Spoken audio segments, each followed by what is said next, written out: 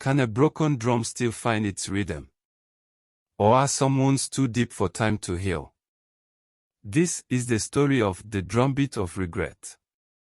Long ago, in the rich green heartlands of the Okuta kingdom, where the sun kissed the earth each morning and the moon guarded the night with gentle light, there lived a young woman named Aduni. Her name meant, sweet to the soul, and that she was. Her laughter was like a river after rainfall, and her kindness stretched wider than the savannah. Aduni lived with her aging mother in a small hut made of red clay and raffia roof. Every morning, she rose before the rooster's call, sweeping the compound, drawing water from the stream, and tending the small garden behind their hut. She sold firewood and palm oil at the market to support her family, and she was loved by all who knew her. But one day, during the season when the earth swells with the promise of rain, a stranger arrived in Okuta.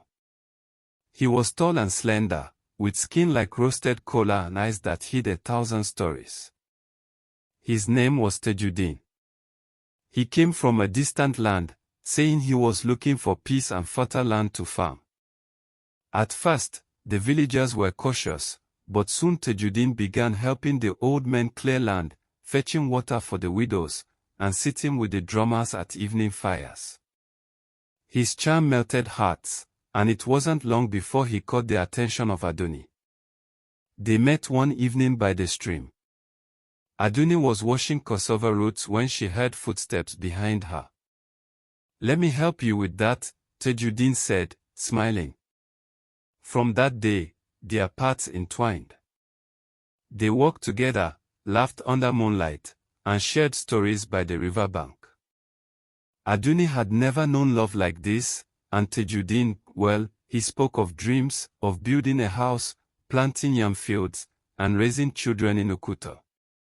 One morning, Aduni confided in her mother. "Ma, he says he wants to marry me." Her mother gave her a long, slow look.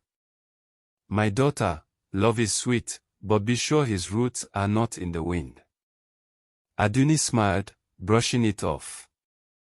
"He is different, Ma." Months passed.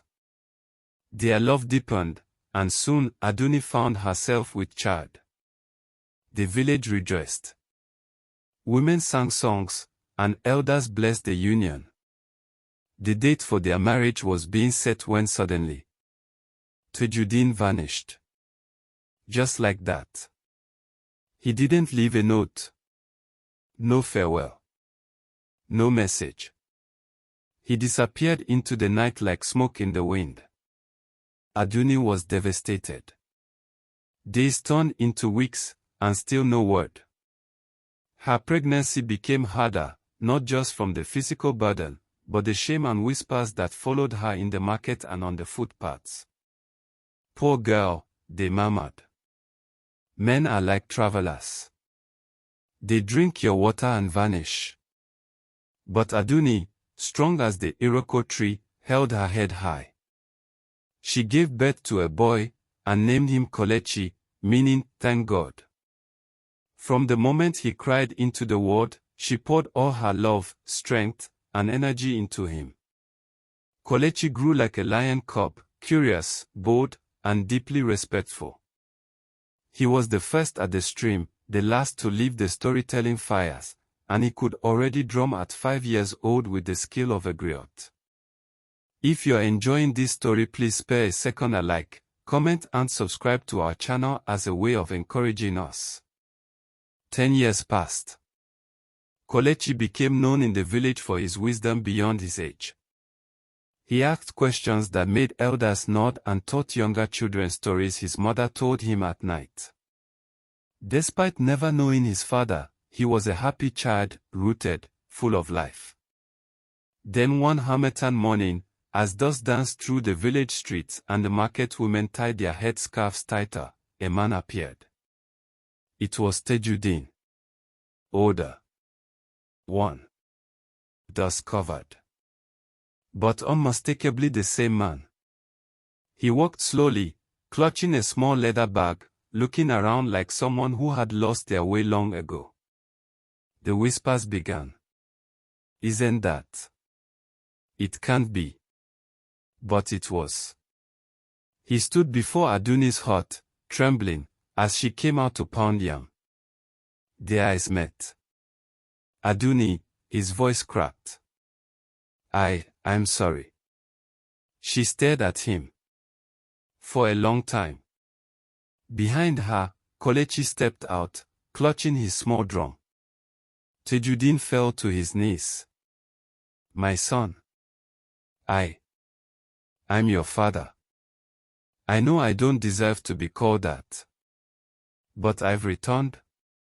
Not to take, but to ask for forgiveness. The silence was deep. Aduni finally spoke. You left when I needed you. You vanished like harmattan dust. What do you want now? I have no riches, he said, but I have regret. I left because I was a coward. I thought I had nothing to offer, so I ran. But every night I heard the drums of guilt.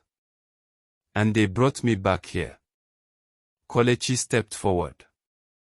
His eyes, so young yet so deep, fixed on Tejudin.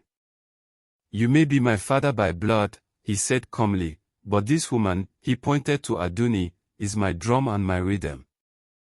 I won't hate you, but I don't know you. If you seek forgiveness, earn it. The elders gathered. The chief, old and wise, stood and said, in our land, forgiveness is not spoken, it is proven. Tejudin, stay. Walk with us. Show us who you are, not with words, but with your hands and heart. And so, Tejudin remained in Okuta. He fetched firewood for elders, cleaned the stream, repaired huts, and told his story to every young man who thought love was a game. He served without pride. Slowly, the people warmed to him again. He taught Kelechi to fish, to carve, and to dance with the drum. And though it took time, Kelechi forgave him, not because he forgot, but because his mother had taught him grace. One evening, many moons later, at the Okuto Moon Festival, Kelechi beat the talking drum before the entire village. The rhythm told a story, not of pain, but of healing. Tejudin watched with tears. Aduni stood tall, proud, her eyes reflecting the firelight and the long road she had walked alone. That night, as the village danced and sang, the story of the man who left and came back was told, not as a tale of shame, but as a lesson. Now, this is the end of this. Please tell us in the comment section what you have learned from this story below. Bye.